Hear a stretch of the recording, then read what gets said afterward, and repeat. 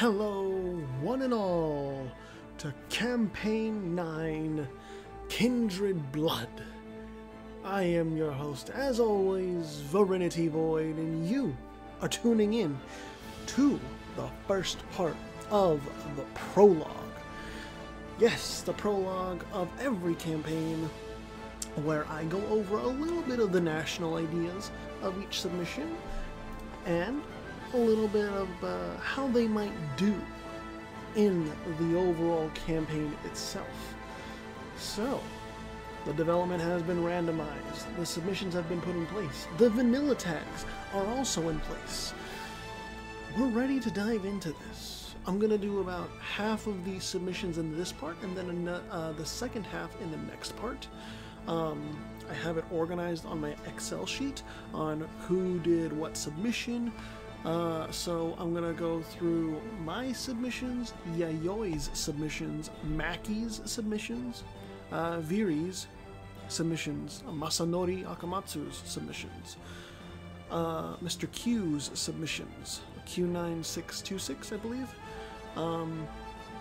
Pimenta's submissions, and if I can, Sekan's submissions. So, without further ado, let's go ahead and dive in. So first on the list are my submissions. I don't want this to take too long because the prologue can get a little lengthy in terms of what's it called? How long it goes. So a little bit of a visual bug, but it's fine. When things start, they will be fine. But for Shu, their national ideas are the following. They get minus 10% development cost alongside minus 20% same culture advisor cost in their traditions. And the first national idea is the Middle Kingdom Maze. The fall of the Tang Dynasty has left the Middle Kingdom fighting amongst itself. Some states have ripped themselves to pieces over internal feuds, and others could not muster the strength to resist outside powers. But we must strive to rise above the rest. Our base of operations, the Sichuan Basin, is blessed with natural defenses and a logistics that are relatively easy to maintain. Using these assets to our advantage will be vital to our survival. Reinforced speed plus 20% and manpower in primary culture provinces plus 20%. A second national idea is regarding adoption. Adopting noble children as the son or daughter of our head of state is not new in the slightest, though it has its advantages and disadvantages. Whereas it provides us with a healthy supply of advisors and courtiers willing to take on the stresses of administrative life, it does mean that we could be under the influence of more and more noble families as time goes on. Possible advisors plus 1, nobility influence plus 10% if the estate is available. So that is a great Shu. It's on the very interior of China, so it's gonna take a while for it to reach out to anywhere like Dai Viet, Li Yi, Su, or Yan, but you know, they might have a chance at greatness, or they might utterly fail. Who knows? Next submission from me is the Numerids, or their Arabic to English name, Numerion, Numerium, something like that. I just call them the Numerids. That's how it was brought to me. In the tradition, the Numerids get minus 10% regiment cost and plus 20% manpower in same culture group provinces. And the first nationality is every single front guarded. Gaining independence from the Hamdanids was not easy, but their reliance on our quantity and quality made it so that we could eventually dictate how certain cities and towns are run. With the influence of Hussein ibn Hamdan's descendants trailing off, we, the Banu Numayr, will take up the mantle left behind in Mesopotamia and ensure the safety of the region for as long as we can. Fort defense plus 20%. Spread of the Numayrs. For much of the early history of the Banu Numayr, banditry was normal, as the entirety of the tribe was in an impoverished state.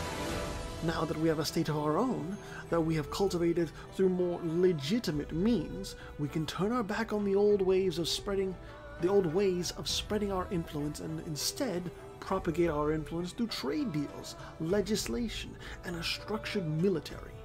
It won't be easy encouraging every Banu Numair member to stop raiding and pillaging towns across the Levant and Mesopotamia, but it will be a crucial step toward forming our own state. Caravan power plus 20%, and movement speed plus 10%. The Numairids are in a little bit of an awkward position. They're right next to Baghdad, and in the previous test run they got run over by Baghdad. We will see if that happens again, or if they are able to turn the tide. They do start with one less province than Baghdad, 4 provinces versus 5 provinces, so we shall see. Also, I'm getting a little bit of lag in my game. I'm not sure why, but it's whatever. We'll deal with it. We're not unpausing the game right now. The prologue is it's completely paused. The next submission is Kemet. Oh, lovely Kemet. So, the traditions of Kemet are tolerance of the true faith plus 2, and then goods produced modifier plus 20%. The first national idea is thousands of years of history. The history of our people is truly uncontested. Others around us may claim to have ancestry that dates to thousands of years ago, but do they have concrete remainders and pieces of evidence of these past ancestors? Most likely not. Yet we have some of the greatest pieces of evidence the world has ever seen. None can surpass us with regards to our history or our grandeur, and soon all around us will know the power of Kemet, just like how our ancestral enemies did. Prestige decay minus 1%. Masters of the Nile River. The flowing heart of Kemet that dictates a great many things beyond that just seasonal flooding. The Nile River is perhaps the greatest gift the great Ennead has given to us. Enduring the harsh realities of living next to such a powerful river has given us a degree of power that is unmatched by those around us, save for perhaps those of Mat Asur, meaning that we can and should bolster our ranks with our growing villages and towns. Manpower in primary culture provinces plus 20%. Kemet is in a bit of a safer position compared to the Numairids, but they have shown a tendency to go far off with regards to when they reach a coastline. So, we shall see if Kemet stays in the region or if they branch off and try to go all over the place. So the fourth submission from myself is Consejo de la Lucha. Excuse me. Consejo de la Lucha was a concept I found out in, After the End for Crusader Kings 3, and so I brought that over here. They have Lucha Libre ideas, which the traditions give caravan power plus 20% and yearly corruption minus 0.1, or 0.10, however you want to say it. The first national idea is guided by the luchadors. Their storied history in our land is nothing short of glorious and almost mythical at times, yet still the luchadors display consistent leadership that our people rally behind. There are some that seek to undermine the rules of lucha libre through underhanded tactics like bribery and assassinations, but even our own people refuse and abhor these destabilizing actions as they come through. There is no room for outlaws and deception in the land of the luchadors. Stability cost minus 15%. Glory in La Arena. There are some aspects of our matches between various luchadors that are scripted, but there are times when the luchadors take matters into their own hands and create entire new plot lines to pursue. Whilst these marvelous shows of force, drama, and action are expensive for El Consejo de la Lucha to host, they continue to inspire our entire state and how they, the luchadors, push themselves and go through physical and mental strain. They are even more inspiring when they are seen wearing their glorious masks in the field of battle. Morale of armies plus 10%. Consejo de la Lucha is a little bit isolated compared to the other states, but they do have a coastline, so they could branch out. However, they are not blessed with a lot of development, and their land is pretty arid. So they're going to have a hard time competing against, say, Paradox or EJF or America, or even like Seattle or 5837.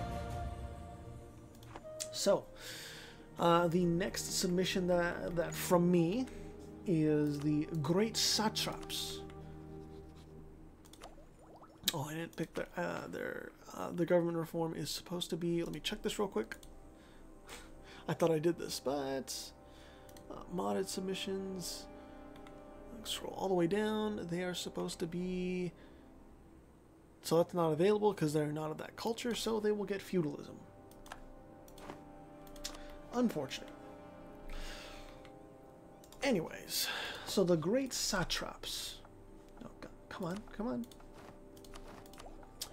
So their traditions give plus 10% provincial trade power modifier and minus 1% yearly army tradition decay. Their first national idea is flexible status. The bountiful land we find ourselves in is rife with potential, but not every single state within the subcontinent is destined to be an overlord. At times, we have been subjected to larger empires that could easily strike down our military. Other times, we were able to assert our independent status and conquer other territories around us. Such a flexible and varied status externally, whilst still maintaining strong internal cohesion, has meant that we are able to keep our populace satiated. Monthly autonomy change minus 0.05. Migration, negotiation, integration. Whilst we do appreciate the local customs we have come to see as our own, we cannot deny that our ancestors were foreigners to this great subcontinent. What we can still learn from them is how to integrate new communities of people into our realm as a whole, since we are the products of that age-old integration. It may not be an easy task, but it will grant us a large pool of resources to draw on in the future. Regiment cost minus 10%, max promoted cultures plus 1. The Great Satraps are kind of like Great Shu. They're kind of isolated. They're not really super close to anyone, so we just gotta wait and see what happens to them. They could be huge and end up conquering a lot, or they could just easily get snuffed out. It's a wait and see sort of thing. The last submission from me is, well, I had to do my hometown, my home place, Seattle. Yes, I am from the Pacific Northwest. These are not meme, well, they're kind of meme ideas, but they have descriptions to them. Seattle gets development cost minus 10% in the traditions, alongside fort maintenance minus 10%. The first national idea is Heart of the Pacific Northwest. Places like Portland or Vancouver can try to take the place of Seattle, but when it comes down to local culture, geographical location, and investment opportunities, Seattle rises above the rest. Other cities around us will follow in due time, but Seattle will be the premier city, leading the way in terms of development and grandeur. Trade steering plus 20%. Ready for a hike? Scenic sites are found near Seattle itself in places like Snoqualmie and Mount Vernon at really any time of the year. This makes for attractive places to hike in, and around which is something almost every Seattleite willingly partakes in. As such, Seattleite people and soldiers can move at a quicker pace and are able to survive in harsher conditions that would normally dampen the will of foreigners. Infantry combat ability plus 10%, and movement speed plus 10%. The real issue for Seattle is 5837, one of the slot machine nations. In most runs that I've seen Mackie do on his own time, 5837 kills off Seattle, but there have been every odd occasion where Seattle overcomes and kills off 5837. So we just gotta wait and see what happens. Maybe development has blessed Seattle, maybe it has not. So next up on the list for people who did submissions is Yayoi, frenemy of mine. They have resubmitted Paradox from last campaign, but they put Paradox in a little bit of a different position. Their traditions are plus 10% goods produced and plus 1 flat goods produced. Their first national idea is that that Paradox cannot build over their force limit. Second national idea is national tax modifier plus 15%. And their third national idea is administrative technology cost minus 5%. So Paradox, still very much going for the same gimmick as before, going for really early technologies and huge economic prospects. But they're not right where the gold was last campaign. So who knows?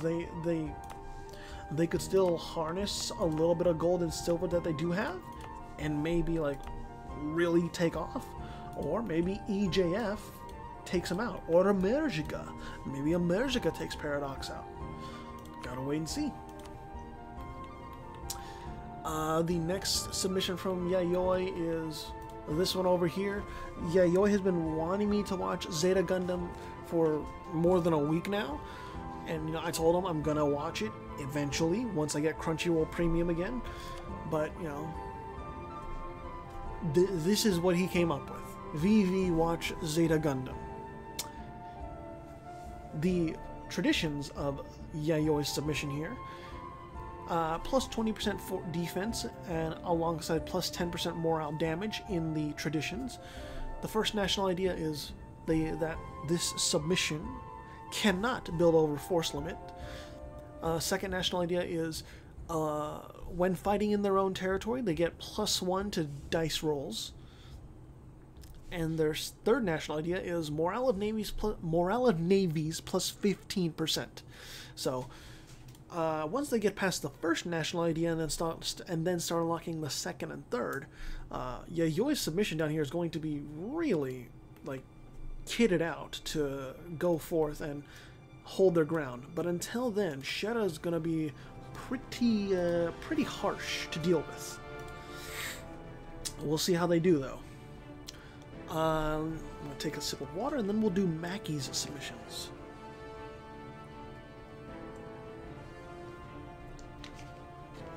Okay. So, Mackie did one modded submission, which is Gungthang. Let's go ahead and look at it. Had a little bit of an issue with getting Gungthang in here, but we got it. So, Gungthang's traditions: tolerance of the true faith plus 1 and caravan power plus 20%. The first national idea is fortified citadel. Look at the gate city of Zonkar City, mighty and majestic. Jade-colored flies don't want to enter. Not even golden bees can enter. The 4 walls and 4 corners and 4 carvings stand out. The villages outside are interconnected like Tianje. The outer city walls are tall and dazzling. 13 carved towers are like snow-capped mountains. Fort defense plus 20%. Second national idea is Korala. Our territory lay on a perfect crossroad across the Himalayas, being on the lowest between India and Tibet. West of Sikkim, this trade brings us vast wealth from both lands. Global trade power plus 10%. Gungthang is in a bit of an interesting position. Historically, in these campaigns, anything in Tibet has had a hard time really prospering. They might have a little bit of prosperity here and there, but eventually it just becomes too much to overcome because, like, this shit is just really hard to deal with. Really hard to colonize, even with the changes. Everyone, like people like down here in the Ganges plain or in China, just gain so much more power more quickly that they just outpace anyone in Tibet. Maybe Gungthang is different, maybe not. We just kind of gotta see. The next submission from Maki is Altai, however you want to say it. Altai, I'm not sure. I'll just call it Altai. Altai, in the traditions, has plus 30% land force limit, and max promoted cultures plus 3. Excuse me. The first national idea is Kishtims. The Kishtims are tributaries who are subject to our prince. They provide us with extra resources in exchange for their protection. Income from vassals plus 15%. Second national idea is Telengid Cavalry. The bases of our army are our cavalrymen, armed with bows, spears, sabers, and axes. These warriors are what protect our state from being incorporated into one of our rivals. Cavalry combat ability plus 10%. So Altai, it's just straight up, like, their first obstacle is Siri Kilin. So if they can get over their opponent, then Altai is in a very good position. But if these wars result in just like a stalemate, they're going to be really bogged down in the future. But so far, in like every test run I've seen, Altai has been pretty consistently coming out on top. Not saying that's always going to be the case, but that's what has usually happened. We'll see if anything happens differently later on. The third submission from Maki is Shera. Shera gets plus 20% trade efficiency and minus 15% advisor cost in the traditions. The first national idea is Yavanna merchants. Our commercial influence is larger than our size may suggest. Yavanna merchants from the west have particularly been interested in our land since ancient times, providing significant economic momentum. Trade range plus 60%. Land of black pepper. Oh god, I peeked the microphone. Let me move it away a little bit. The coast of Kerala is where black pepper originated, and it is this that we export to the world. As the spice trade rakes in further profits, let us take advantage of the trade by establishing further plantations, as foreigners pay hordes of gold to us. Goods produced plus 15%. So, Shera is very much set up to capitalize on South Indian trade, and if they overcome Yayoi's submission here and monopolize like South India, that is some serious economic power Shera can get a hold of. We'll see if they have what it takes. Let's see. The next submission from Maki is Guekuru or Guesuru. I'm not sure how to pronounce this. I'm just gonna do Guekuru. If I'm wrong, please correct me. Guekuru in the traditions has plus 5% discipline and plus 10% movement speed. The first national idea is the Grand Chaco. The Guekuru people have their home in the Grand Chaco, a land unsuitable for most foreign invaders, and an agricultural lifestyle in general.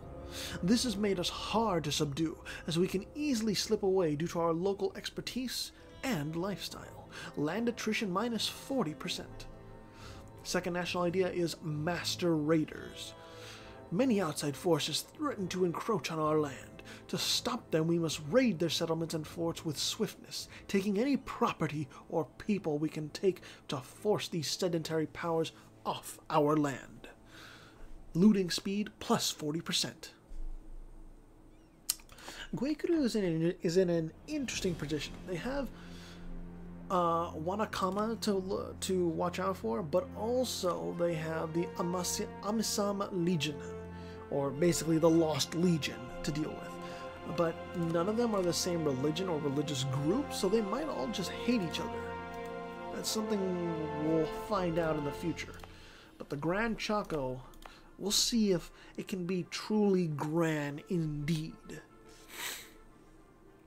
The next submissions are from Viri. He brought back his own, his world building, which is some pretty interesting stuff. So the first submission from Viri is Thianada Karao, right here.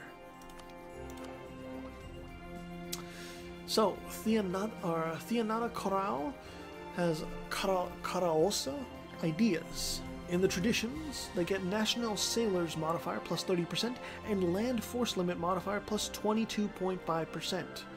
The first national idea is, ever since Shaghan's empire has splintered into three, Emperor Alrin's realm has laid divided between the lines of his three children. It is thus our ambition to rid Shaghan of all pretenders to the Silver Throne and restore Shaghan's once proud empire. Discipline plus 5%. And if what it says here is true, that it's common for the other three submissions on Borneo, I won't read this over and over again. The second national idea for Theanada is Myrana's fealty, or Myrana's fealty. Our only allies can be found to our east in the island of Myra.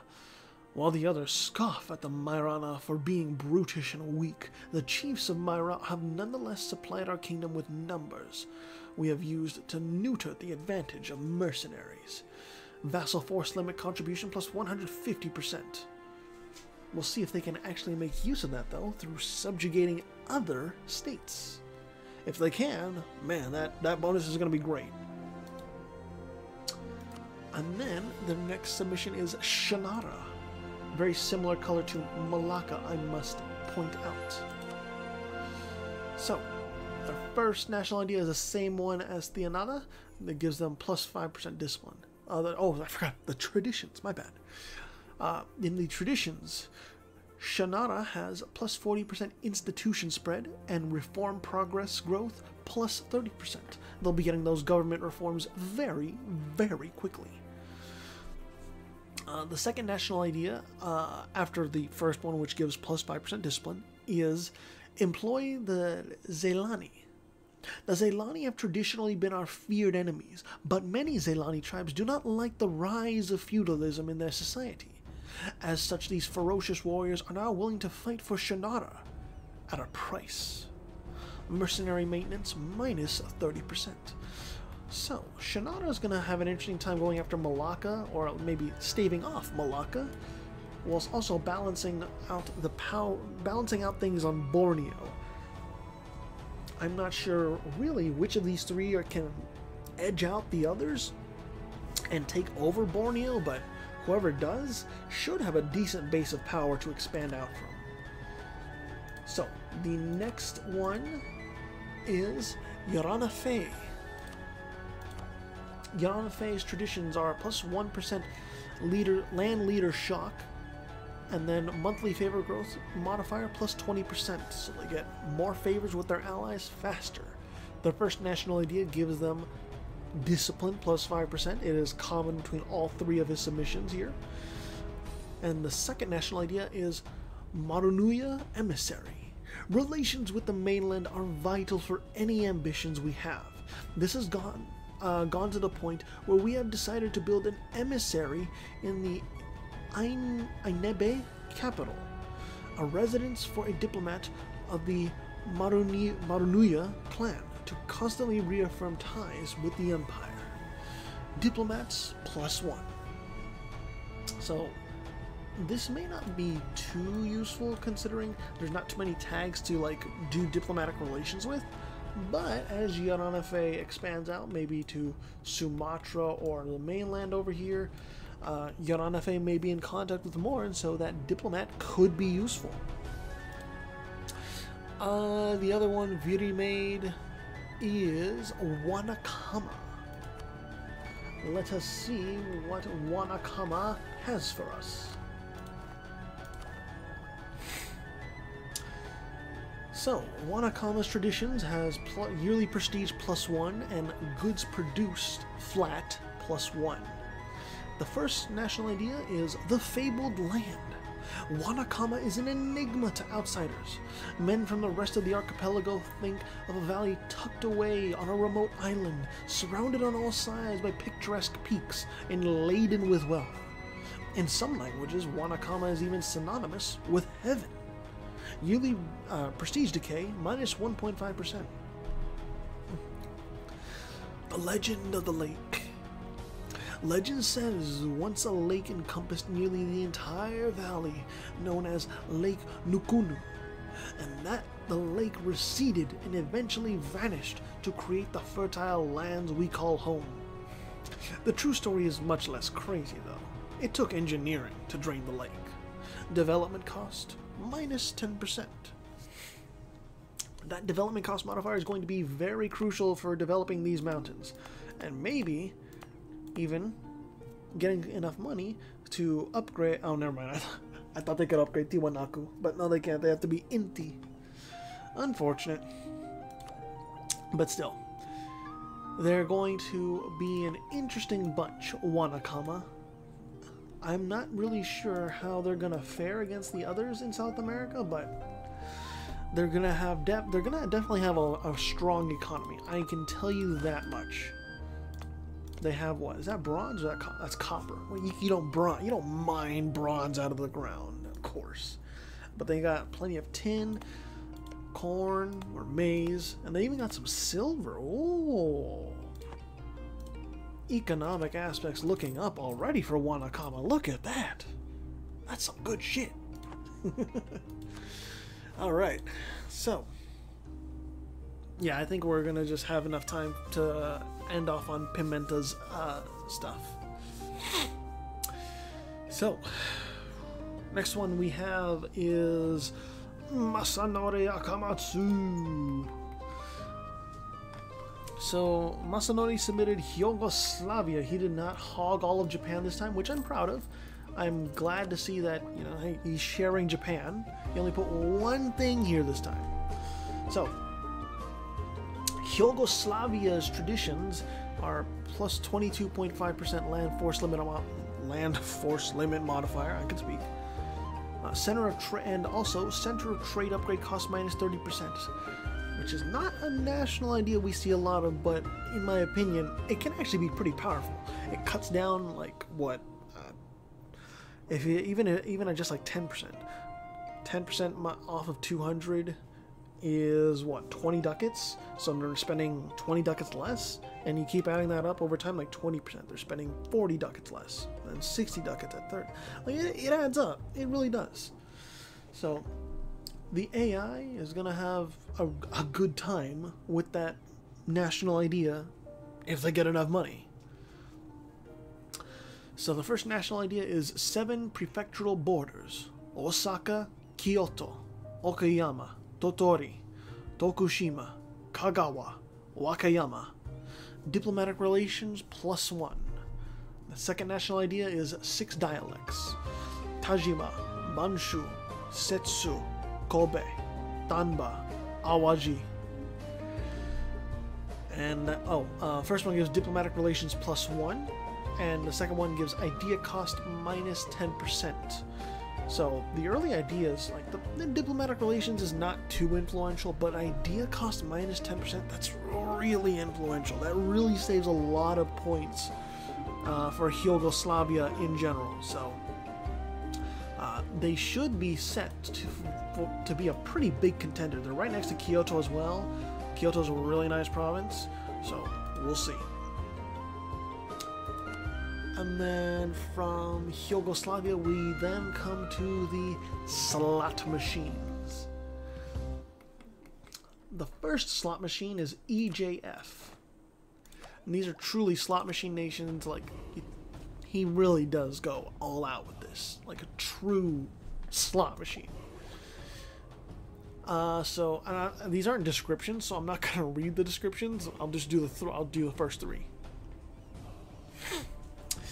So, EJF's traditions: yearly inflation reduction plus 0.20, and then war score from battles modifier plus 15%. The first national idea is national garrison growth plus 52.5%. The second national idea is manpower recovery speed plus 15%. The third national idea is religious unity plus 22.5%.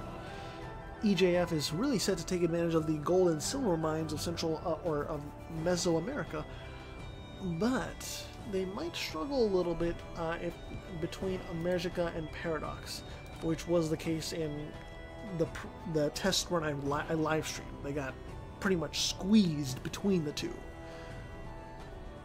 and national garrison growth is only really good for like if you get ambushed with a war and you need your forts up quickly. You know, those they fill up more, or they fill up more. Your forts fill up more quickly with a garrison, but that's really about it. It's not garrison size per se. So that's EJF. The next one we have is SFMF, right here in the heart of Iran. SFMF has in the traditions plus 22.5% national manpower, and then yearly Navy tradition plus 1.5. First national idea is privateer efficiency plus 22.5%. Second national idea is cavalry combat ability plus 15%. Third national idea is religious unity plus 30%. So they're really set to be a more of a naval power, but I don't know, they just have a really mixed bag of national ideas. Not entirely sure what to make of them. And their economic aspects aren't going to be too great because they are Mazdaki. Mazdaki gives minus 15% national tax modifier, so they may very well struggle with gaining some money. But, I mean, they might privateer other nodes and gain money that way. We'll see. They have enough naval tradition for it, certainly. And then we have 5837, the antithesis of Seattle. So, 5837 has, in its traditions, general cost minus 25% and max hostile attrition plus 3. Now, that is brutal. Holy shit. Winter is not going to be kind to anyone sieging down their provinces. Their first national idea is naval force limit plus 30%. Their second national idea is global naval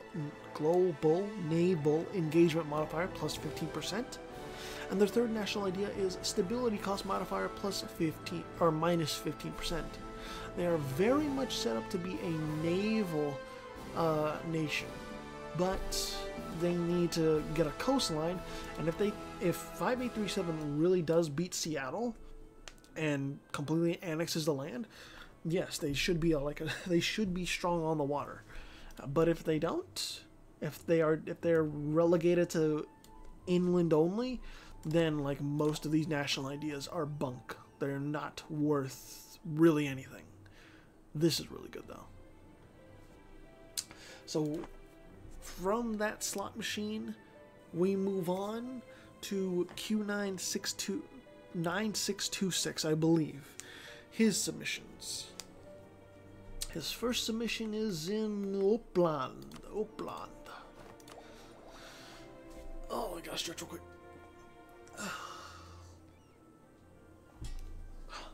The fuck was that?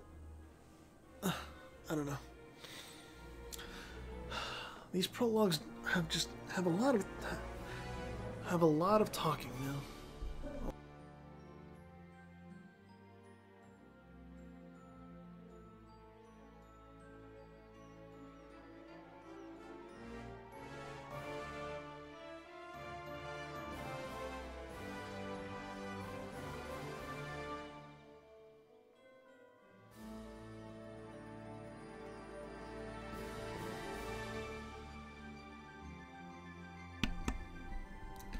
Alright,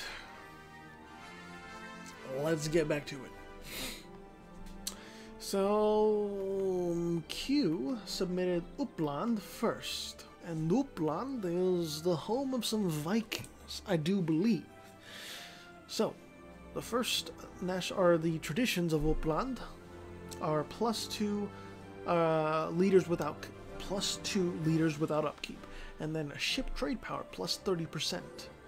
Then the first national idea is employ new Vikings. Although the Viking Age has been dormant for centuries, what would stop it from rising again?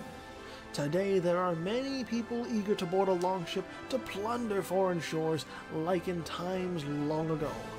Galley cost -15%. And then the second national idea is the Huskarler. The Huskarler or Huskarl are retainers and bodyguards of the Jarl, known for their elite status. feared across Europe before, they shall charge into battle with unmatched ferocity once more. Morale of armies plus 20%. So, if Uppland is able to get off to a good start and also transport their troops around effectively throughout the Baltic, once they get plus 20% morale of armies, they should be in a very good position. But I gotta get to that point first. The Livonian Order, Danzig, and Bremen, they might prove to be challenging obstacles. Alongside, the AI being the AI, we don't know if they're going to be able to navigate the Baltic coasts, correctly with their army. The next submission from Uppland is Sue. Right over here. The traditions of Sue are minus 20% land maintenance modifier and recruitment time minus 15%. First national idea is the art of war. The art of war by Sun Tzu has been used as part of the education for future military men for millennia. We should also use his work to inform our generals on how to win battles, sometimes without a single drop of blood. Army tradition from battles plus 100%. The second national idea is Yangzhou Salt Monopoly. The port of Yangzhou on the Yangtze River has been a major entrepot for centuries, but by maintaining the salt monopoly and encouraging merchants to go here to buy exotic Chinese goods, we can bolster our position on the Chinese commercial scene. Trade efficiency plus 20%. So Sue is definitely set up to have some military dominance alongside some economic dominance with that trade efficiency. It's not trade steering, sure, but as more provinces get colonized and more goods start flowing around the trade nodes, Sue is gonna really, really profit from that later on. They just have to deal with the likes of Inazuma, Yan, Liyue, and maybe Haichi or Yugoslavia, or maybe even Great Shu. Next up from Sue is Baghdad. So, Baghdad. The traditions of Baghdad are minus 15% artillery cost, and then minus 30% state maintenance. The first national idea is build new madrasas. Madrasas act as the educational centers of the Islamic world, touching both secular subjects like science and law and religious topics, among other subjects. By building these across the Sultanate, we create more opportunities for scholars of talent.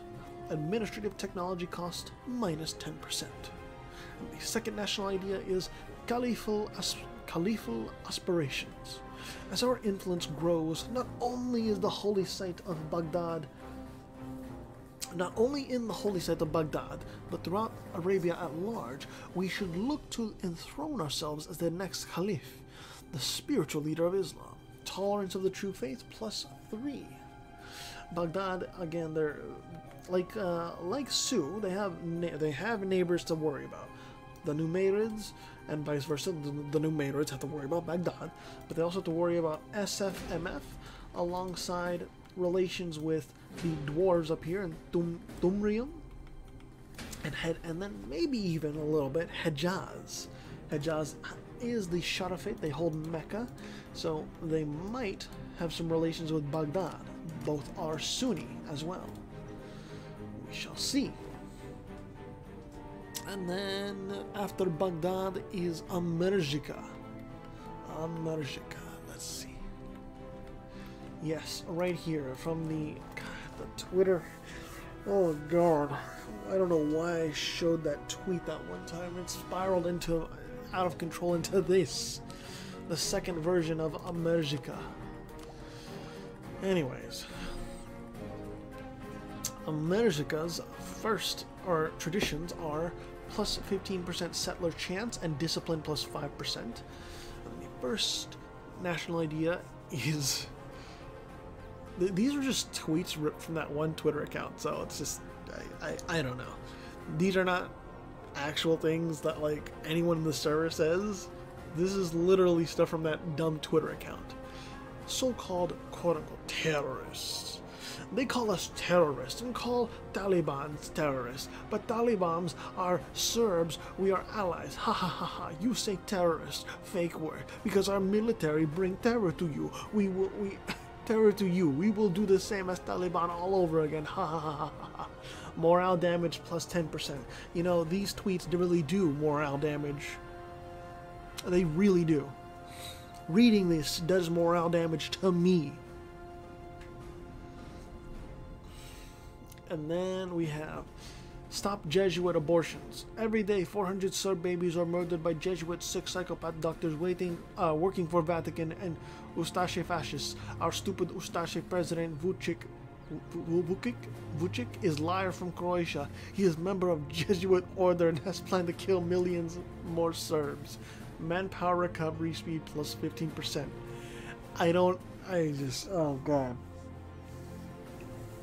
How does this man have a Twitter? And how did he come up with the original fucking idea that Christopher Columbus was Serbian? I hope he's just memeing. I really do. But part of me knows that there's a real chance he's not memeing and he actually believes the shit he tweets out. No, it wasn't Christopher Columbus. It was Alexander Kolobosevich or some shit. Oh, God. Ugh. The next submission is from Pimenta, and then we'll leave it off here.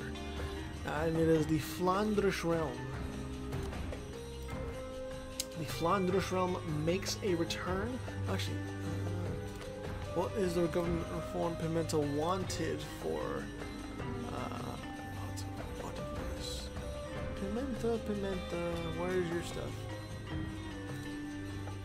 You wanted autocracy. Got you. So, the first national idea of the Flanders, or the traditions are goods produce modifier plus 10% and shock damage plus 10%. The first national idea is Scarlet Devil's little sister.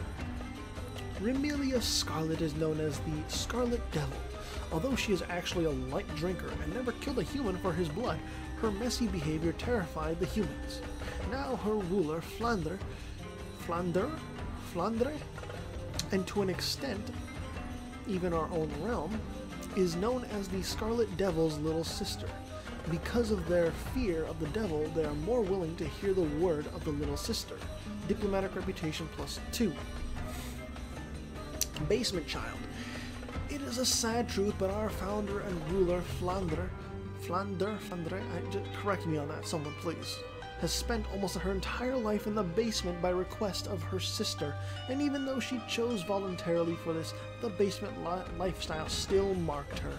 Yet Flandre, I don't fucking know, never lost her enjoyment of life, even in these dark times, and even wrote many imaginative ideas down. Her story is truly an inspiration for this new realm. Idea cost minus 5%. If I do recall, Pimenta wanted the Flanders realm not in the Low Countries anymore because of what happened last campaign. The Flanders realm floundered, if I recall. So he put the Flanders realm in the east this time, hoping that things would be different. Maybe they will be, maybe they won't. They have the Danubian Sikh right here, so we shall see. But I think that's going to do it for this first part of the prologues. The second part will have I will go over the submissions of Sekan, the Cyan Menace, Senor Mango, Duck, Pepsi, Kravens, and Monsert. Yeah, that should be that. After I do the second part of the prologue, I'll start doing the parts regularly, recording them, and it'll be business as usual.